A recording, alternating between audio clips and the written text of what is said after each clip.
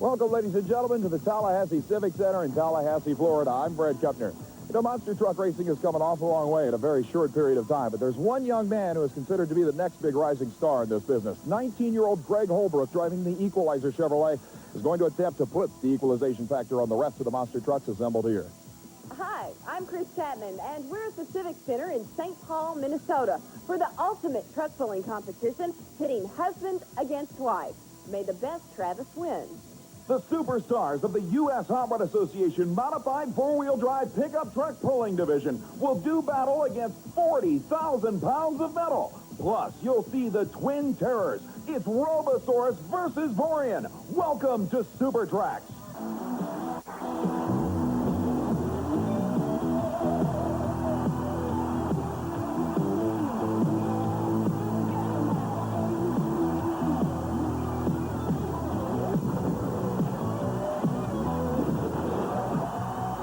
The United States Hot Rod Association presents the ultimate from the wide world of motorsports, Super Trax. Welcome, ladies and gentlemen, to the Tallahassee Civic Center in Tallahassee, Florida, as we prepare for the first and only qualifying round for monster trucks on an extremely short distance course. But believe me when I tell you that this particular type of racing places triple the amount of pressure on the drivers, because reaction time will probably, more often than not, win a race. First up will be the youngster that we talked about, probably one of the hottest young drivers in the sport today. Greg Holbrook in the Equalizer rear-engine GMC truck in the far lane. The young Tennessee driver lines up alongside the 1990 U.S. Hot Rod Association Camel Rookie of the Year, Fort Worth Texan Rob Morris in the four-wheel crazy Ford Ranger. Now, during preliminary action, we've seen problems for the Equalizer machine. The four-wheel crazy truck seemed to be running extremely well. But right now, it's do or die. One truck against the clock for qualifying.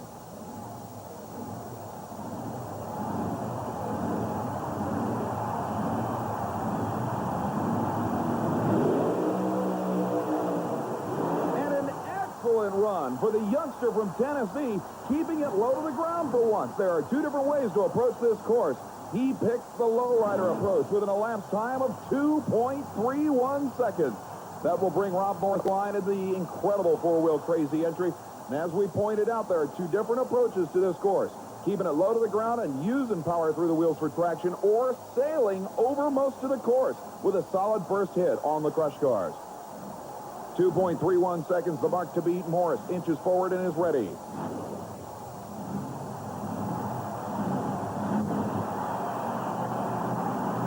Waiting for the green light, he leaves the line. And Morris takes the airborne approach, as smooth as glass. But the elapsed time for the blue Ford, 2.38 seconds. 0.07 of a second slower than Holbrook in the Equalizer. The GMC with Chevy power retains the lead in this four-truck invitational field. That brings us to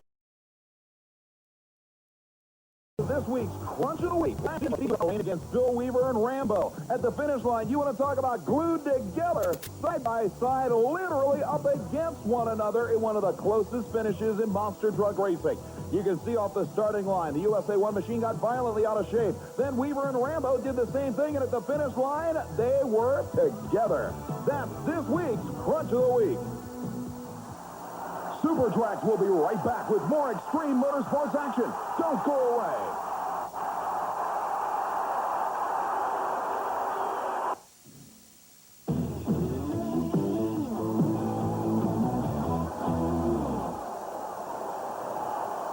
We're back in Tallahassee, Florida, as we continue qualifying for a special four-truck invitational monster truck field on a very short but demanding course. The next driver up, Ron Dennis, out of the state of Arizona, driving John Moore's Tennessee-based No Problem Ford Bronco. Dennis has taken over the driving chores from John Moore after he was injured in an accident late last season, and so far is really an unknown quantity of this machine. This is his first U.S. Hot Rod Association National Championship event. The green light located at the end of the course right now has every bit of Dennis's attention.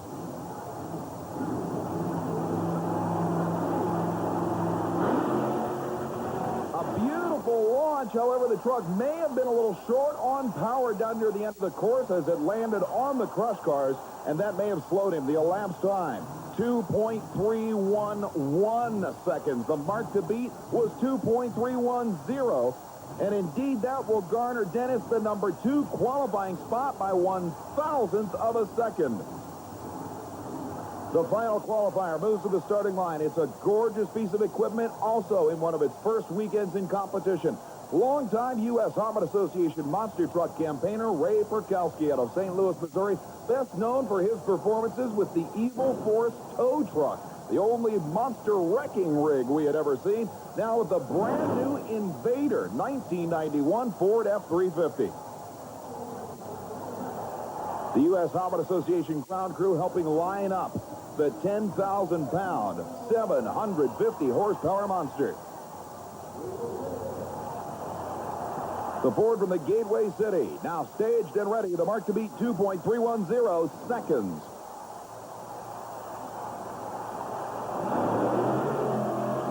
And taking the high-flying approach, Perkowski puts down a good one, but just misses the number 1 spot at 2.33 seconds. That will put Perkowski in the field, but the number 1 spot goes to the 19-year-old from Tennessee, Greg Holbrook, in the equalizer, followed by Ron Dennis and the no-problem Bronco. So that'll set us up for side-by-side eliminations, and we've got championship truck pulling action. Stay with us.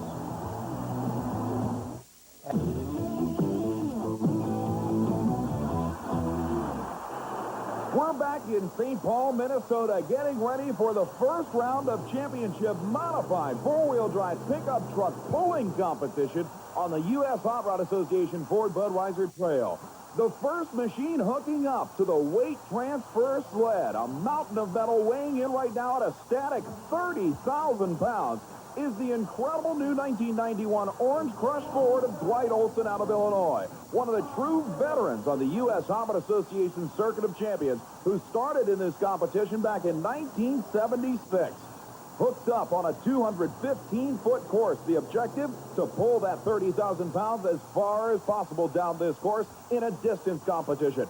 The green light comes on. The green flag will be raised at the other end of the track by the flagman to tell Olson he's ready to pull. The RPMs come up on the 672 cubic inch Ford power plant as Olson begins to drag that phenomenal weight off the starting line.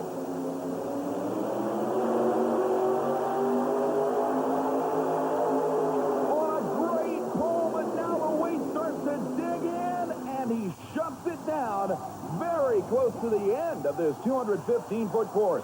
202 feet. 8 1/2 inches for Dwight Olson to start things off in this competition. As we pointed out, if you're not familiar with this most American of sports, the objective is to pull that weight as far as possible. And that 202-foot, 8 1/2 inch mark is now the mark to beat for the rest of the competitors. But keep in mind, if anybody hauls that 30,000 pounds past the 215-foot finish line, it's considered a full pull, and that automatically puts the driver in the number 1 spot. Here's Gene Helbig out of Missouri Valley, Iowa.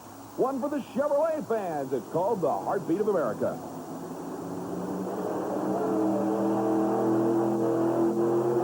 And the 30,000-pound strain appears to be plenty stout on the Chevrolet. Helmet down near the finish line, but falls short. But he will take over the number 1 spot in this competition at 205 feet even. The Chevrolet steals the number 1 spot from the Ford as the officials go out to verify the measurement. It comes up officially at 205 flat. Here's the next driver up. From Frankville, Wisconsin, Bob Raffke, another longtime campaigner, and the big blue Chevrolet he calls Gonzo. 205 feet even, the mark to beat for the Wisconsin campaigner.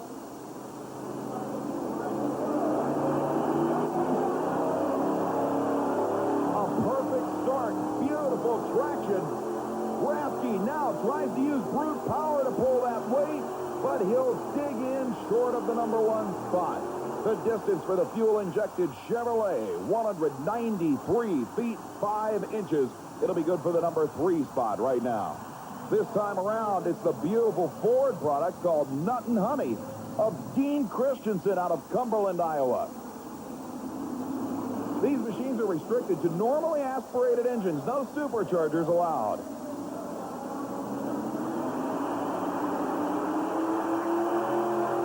And a great launch for Christensen. The Wisconsin driver has a great one going. And he digs in literally only a few feet away from the finish line. An exceptional pull, 212 feet, 5 inches, less than 2.5 feet away from the ultimate performance in this form of motorsports. That will bring up one half of the husband and wife team of which we talked earlier. This is Wyman Travis and the Maybe Baby Ford. And Travis has a great one going.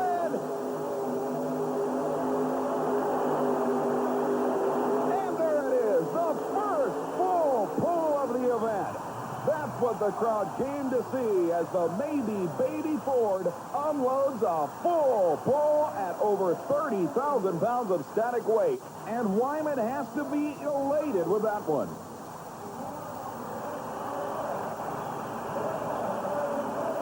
Well, it felt good. It's a brand new motor. Put in a pretty fast gear. I didn't know whether it was going to horse it or not, but it did. I hope that holds, but it probably won't. Well, Wyman Travis apparently believes that there will be more than one full pull, but looking at it from a head-on view, you can see the perfect traction that this nearly 700 cubic inch Ford-powered monster had. And you can see also exactly where 30,000 pounds reaching the fulcrum point of the sled becomes just flat too much for the vehicle. So with that full pull, Wyman Travis leads the machines that have made attempts so far, but that brings us up to this week's Power Drive.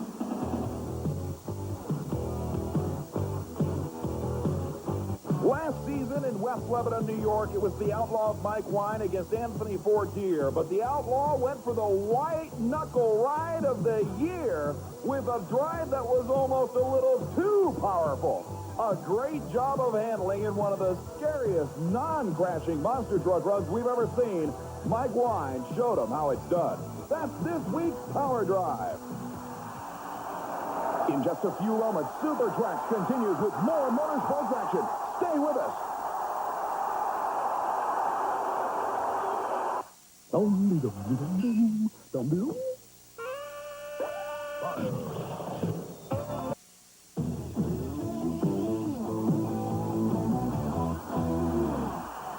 We're back in St. Paul, Minnesota as we continue action in the 6,200-pound modified four-wheel drive pickup truck pulling division. Now, we've already seen one full pull by Iowa's Wyman Travis. And for the rest of the competitors, that means just this, double trouble. Because every driver now who expects to get into the championship round must also make a pull-off to force a pull-off round at extra weight to determine the champion. And the double trouble machine itself backs up to the starting line. Bruce Brandt out of West Bend, Wisconsin, in a machine that is rather unusual in the sport of pulling. It's a rare Chrysler-powered Dodge Dakota pickup. There have only been a few competitive Chrysler products in the four-wheel drive pickup truck category in this sport over the years. And the Chrysler has a great ride going right down to the finish line itself. A great pull for the Chrysler fans in the stands. 211 feet, 6 1/4 inches. If nothing else, right now it will take over the number 3 position. But back on the starting line, a driver who has been more than competitive in the 1991 season after 10 years of pulling. From Winthrop, Iowa, Tom Griffin has the Tumbleweed Ford running to perfection. He has done extremely well at the earliest events of the 1991 U.S. Hobbit Association Tour. And here on the Red Man Challenge Series, this truck could be tough. A perfect start. Griffin keeps it straight with his right foot planted. The Ford pulling hard. It's a full pull for the Tumbleweed Ford. That's what he was looking for. And now the pressure mounts as we are automatically forced into a pull-off round between two Ford drivers.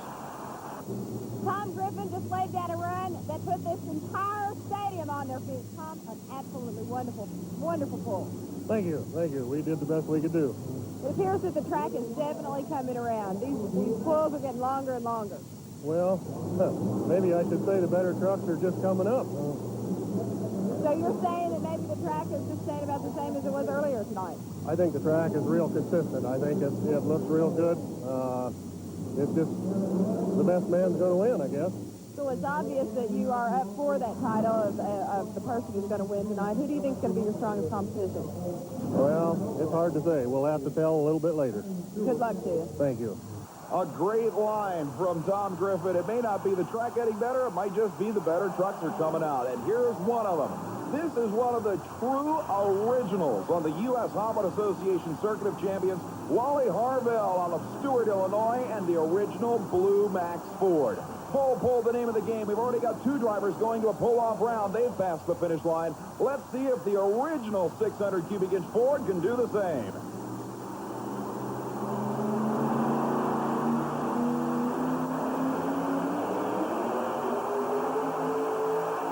The RPM's head for the ceiling. Harvell trying to use sheer power and momentum now to get it across the finish line, and he does by a matter of 2 feet. We've got our third full pull, and the Fords are on a rampage. Every machine that's made it past the 215-foot line so far has been utilizing Ford power. That'll bring up a true classic. Ron Hakenkamp from Plymouth, Minnesota, one of the favorites here in St. Paul, with a machine he calls Chances. And obviously the fans are going crazy just looking at this one. A 1936 Ford truck pickup, all original body panels, no fiberglass here, with a fuel-injected, methanol-burning Ford engine.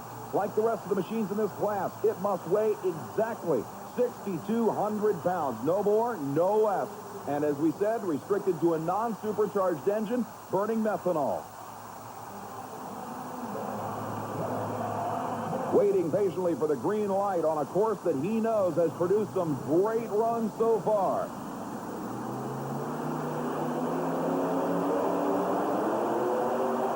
Hakenkamp has a great one going with the vintage Ford, heading for the other end, and something breaks on the truck on what was almost guaranteed to be a full pull.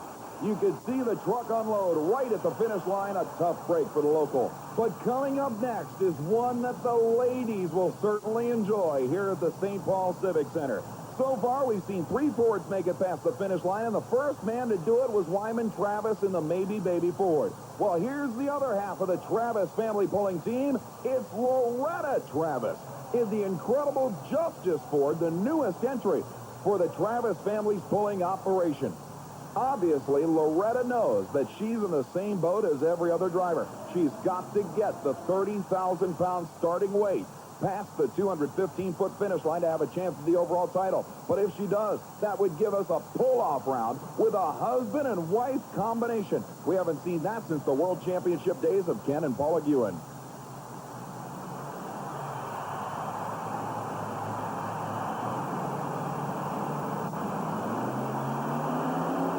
Loretta leaves the starting line beautifully. A little bit of tire spin, but now she's getting on it.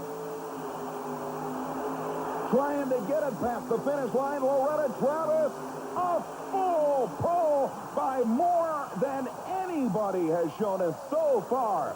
Literally 10 or 15 feet past the finish line before the ground crew threw the red flag to tell her to stop. Unbelievable performance.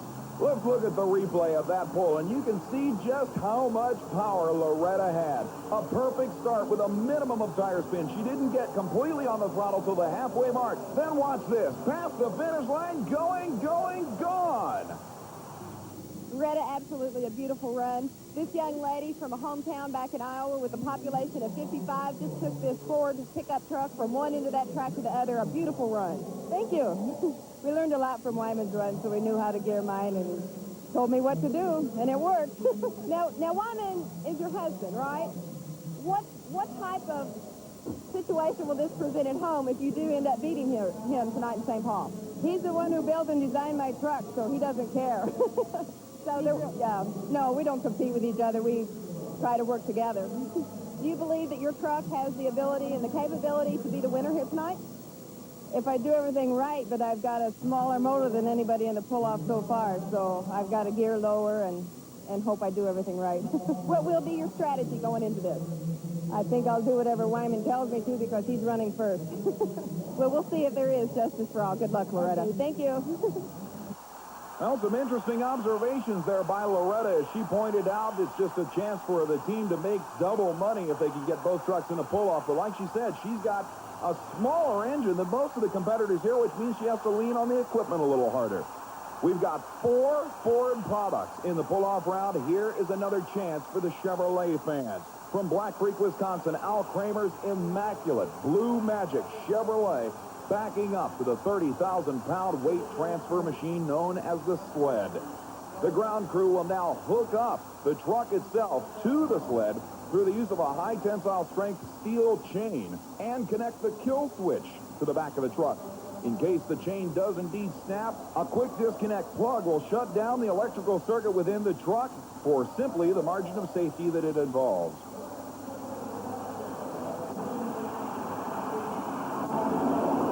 The green flag up. The Chevrolet now comes off the line.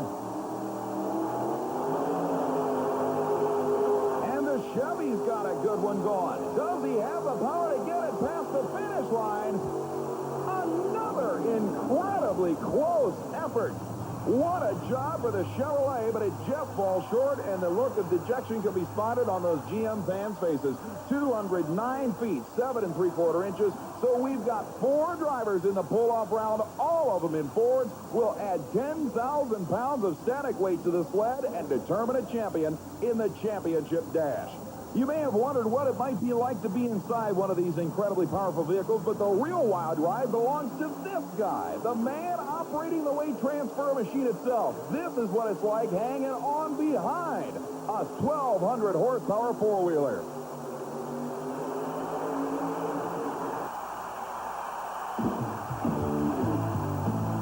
Believe me when I tell you, it'll get wilder. Monster truck action and the championship pull-off is yet to come here on Super Trax.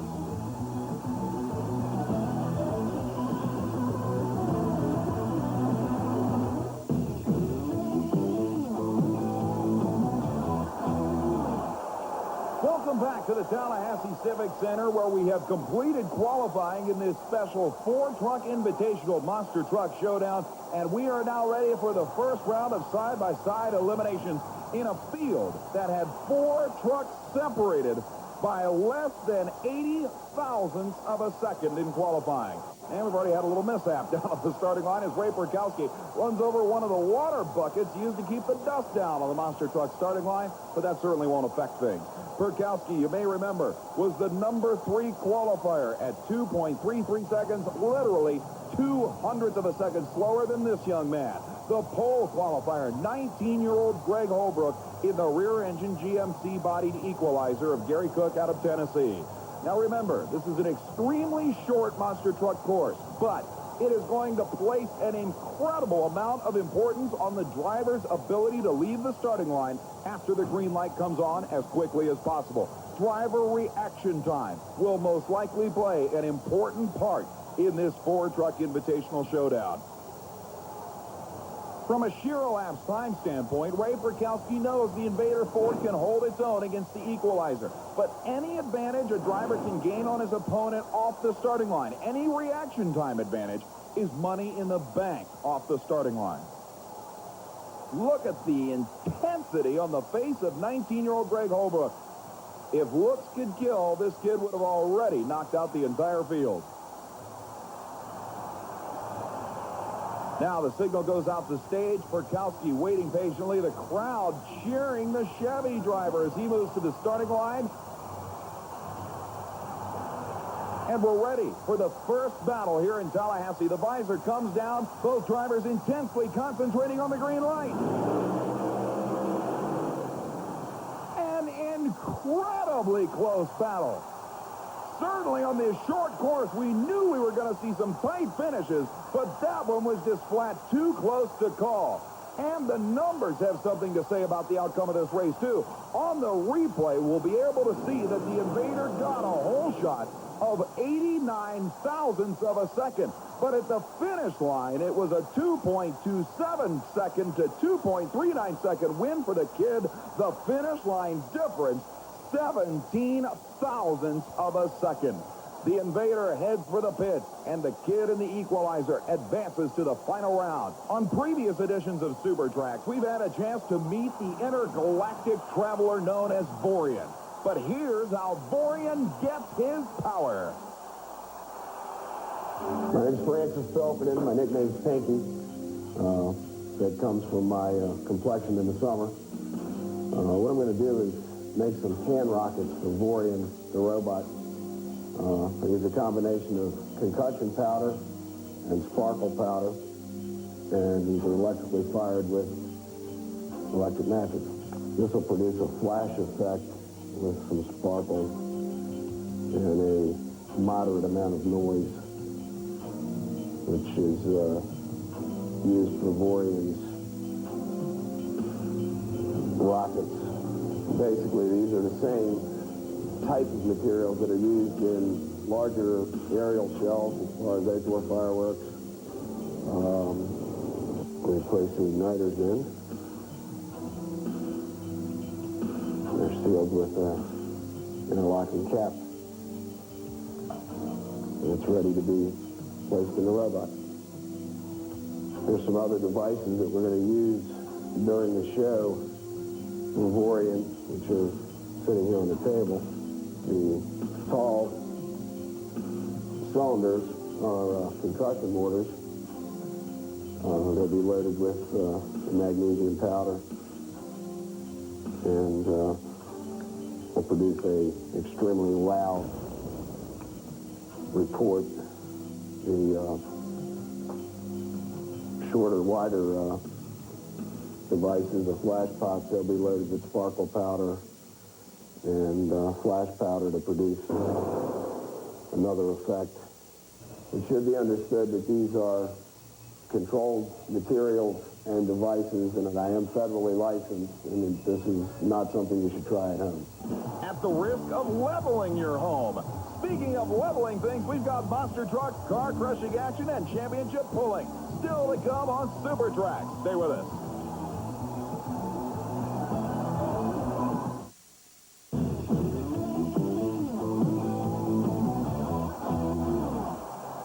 We're back in Tallahassee, Florida, as we continue the semifinal round of our four-truck invitational monster truck shootout that has truly turned into a gunslinging contest. The driver that's quicker on the draw has a definite advantage here. It'll be Ron Dennis in the no-problem Ford Bronco of John Moore. The number 2 qualifier, remember, he only qualified a thousandth of a second behind the number 1 man.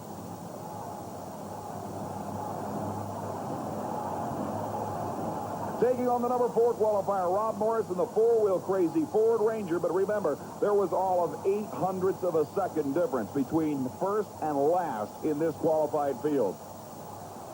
Dennis lines up on the crush cars themselves, trying to find a good line across those cars. He has kept this truck relatively low to the ground during competition so far, rather than trying to vault the entire distance of the course, which has been Rob Morris's technique.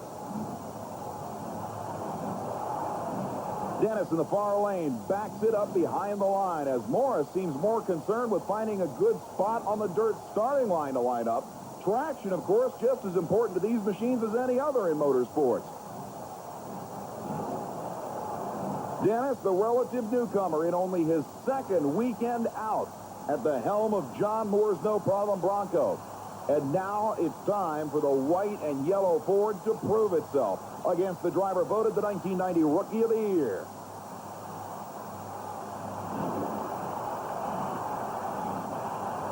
Both machines have apparently staged. The driver's intensely concentrating on the green light, and now Dennis has apparently decided he needs to rethink his starting line attack.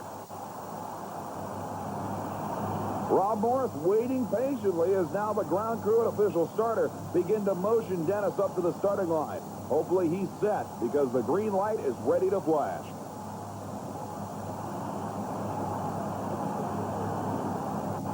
Dennis still having problems on the starting line. This may be more than just his concern about where he's lined up on the line. He may actually be having some kind of drivetrain problem with the big Bronco. Certainly a harried look in the cockpit. And Dennis now finally begins to inch the machine up towards the starting line proper. Not only is there apparently a problem with the no-problem machine, ironically enough, but obviously this has got to be playing on the mind of Rob Morris in the big blue four-wheel crazy entry as well. And another insanely close matchup. Literally, again, a dead-even finish. We'll have to look at the replay.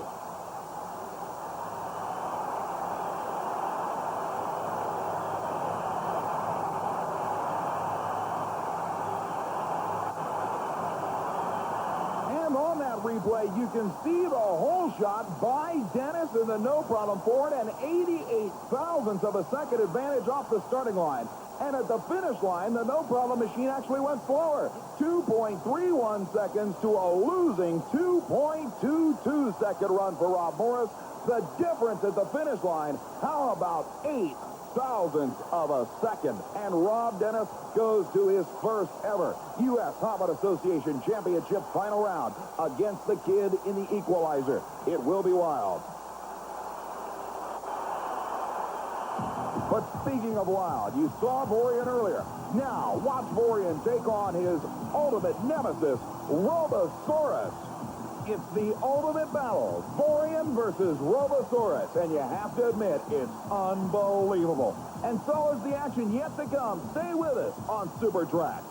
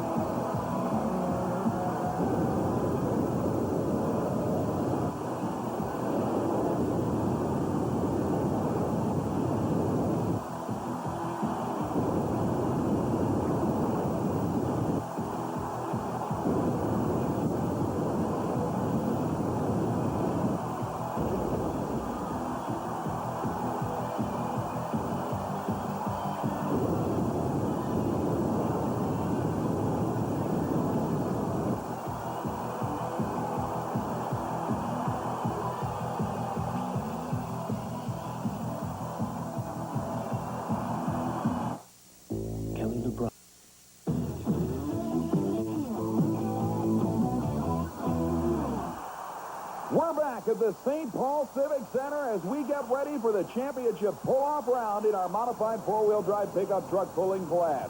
4 drivers made it past the 215-foot finish line in the first round at 30,000 pounds, all of them driving Fords. Now, the static weight has been increased 10,000 pounds to a total of 40,000 pounds on the sled, and the drivers will now involve themselves in a pull-off competition to determine the ultimate champion. Keep in mind, we've got a husband and wife battle, starting off with the husband of the Travis family racing team, Wyman Travis in the Maybe Baby Ford. He was the first driver for that matter, to make a full pull in the first round. His big cubic inch Ford will get ready to fire up and pull the new weight, 10,000 more pounds than he managed to haul 215 feet in the first round. Now, keep in mind that with the extra 10,000 pounds on the weight transfer machine at hand, you won't see any runs down near the 215-foot finish line. That extra 10,000 pounds will put a tremendous strain on these machines. You got to remember, we're increasing the starting weight by an honest 25%. The green light on. Wyman Travis's Iowa Ford gets the first shot at setting the pace in the pull-off round. And Travis has a beautiful run going.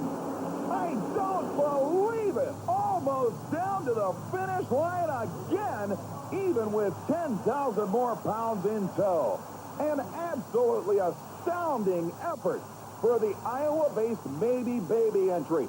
211 feet, 3 3/4 inches, within 10 feet of his first round effort, with even more weight behind that truck. Astounding ride. That will bring up another Iowa campaigner, Tom Griffin's immaculate tumbleweed Ford. The unusual truck that utilizes, believe it or not, the original paint on this original all-steel Ford pickup body. But a run like Wyman Travis just put down has got to be demoralizing for the rest of the drivers in this shootout. To see a guy act like he had no more weight on a truck than he did in the first round has got to make one wonder how much he's got. Griffin will obviously give it his best. The green light is up. Lifting the sled off the ground. Now it's up to the power of the tumbleweed Ford. Griffin's got a great one. Unbelievable pull. Absolutely astounding. Tom Griffin makes a farther pull at 40,000 pounds than he did in the first round at 30,000. An incredible display of not only power, but driver ingenuity. He knew exactly how to get it down this course, leaving the starting line easy to keep the wheels spin at a minimum. He didn't get on the throttle completely till the halfway point, and then the tumbleweed Ford took over. Look at this pull. 224 feet, 10 inches. There is no full pull in the second round. If you drive it out of the building, the U.S. Hobbit Association officials will measure the distance you took it no matter where. And that kind of mark is simply unbelievable.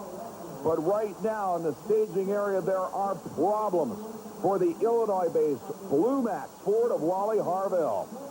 The machine that, as we pointed out, started out on the original U.S. Hobbit Association Circuit of Champions created by the late Bob George back in 1976 and is still a solid top 10 world championship contender, is apparently running into problems firing up.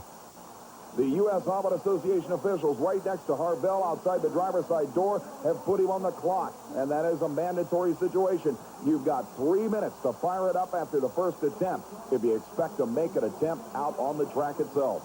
The crew thrashing away. It doesn't seem to be a starter problem. It may be something electrical, something in the magneto itself. But the clock is ticking down, and I think the Blue Max team is just flat out of time. Wally, you have a real look of disappointment on your face. You get to the pull-off and miss. Yeah, we fought it since we got here to run. Then it run good, and we thought we had it, but the mag or something must have went out again. What goes through your mind as you're sitting there, you're on the clock, you know this is your chance to be out there, become a winner, and it just won't fire? What goes through your mind? A lot of disappointment. That's what. You just wish it would fire, but it don't. What all did you try to get the motor to run? We had to fix the mag, and I don't know, we tried to start it here. We hurry up and put the battery charger on, try to get it cranked over fast enough, but it won't. Well, Wally, sorry about tonight, but maybe we'll have better luck next time. Okay, thank you. A tough break for a true champion, but Wally Harville will indeed receive fourth place based on his entry into the pull-off round. That leaves us with one final driver, Loretta Travis, the lady pilot from Iowa in the Justice Ford. She'll be looking for justice on this pull. And Loretta has an incredible ride going. It actually was farther than her first pull, but it will just barely fall short of the incredible ride of Tom Griffin. 218 feet, 6.5 inches.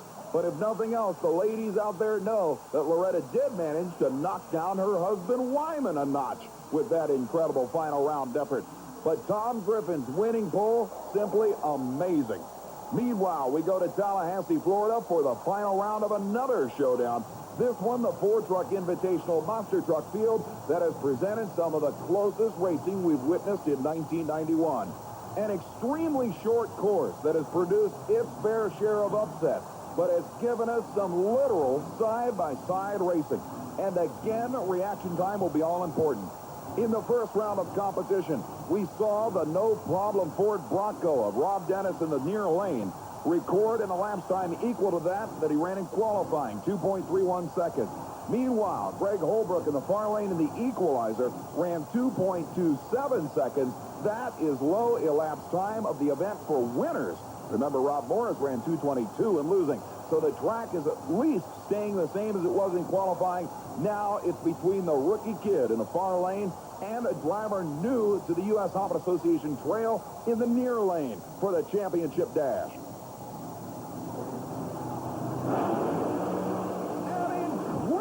Battle for the third straight run. Literally, a winner could not be determined. But the reaction time advantage, a huge 0.13 of a second, went to the no-problem Ford. And at the finish line, look at this, 1/1000th of a second between them.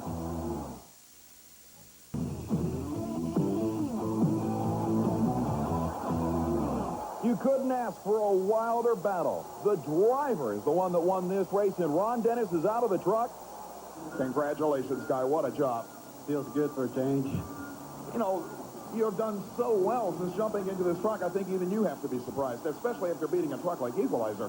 Oh, yeah, he was a 1989 world champion. And this is the second weekend I've ever been in the truck. You know, me and John run together for the last 4 years. He injured himself, and he's got one machine here. I will tell you this much. You left the starting line first. There's no question your reactions were better. He made it close down at the finish line, but you did get the jump on it. So it counts. Indeed it is. In fact, it counted by this much. 1/1000th of a second. 221 to a losing 207. An incredible job. And we saw an equally incredible job by Tom Griffin in St. Paul. I'm with Tom Griffin, who has just taken the four-wheel drive class. Congratulations on a wonderful victory. Thank you, thank you. I really appreciate being up here and be able to pull with this organization, and appreciate you being here. Now, you said it was going to take horsepower. Is that what you think took you to the winner's circle? Well, it sure doesn't hurt anything, and we got lucky. We had a good run. We're real happy. Well, congratulations again. Thank you very much. We're glad to be here.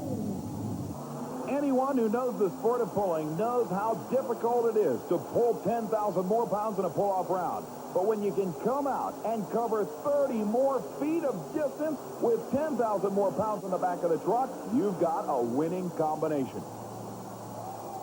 Well, we have seen some upsets in monster truck racing, but hardly any can compare to Ron Dennis's visit to the winner's circle in only his second competitive event. Both he and truck owner John Moore were elated beyond words. Certainly hardly they could believe it, but the crowd was behind him all the way, beating one of the toughest trucks in the business.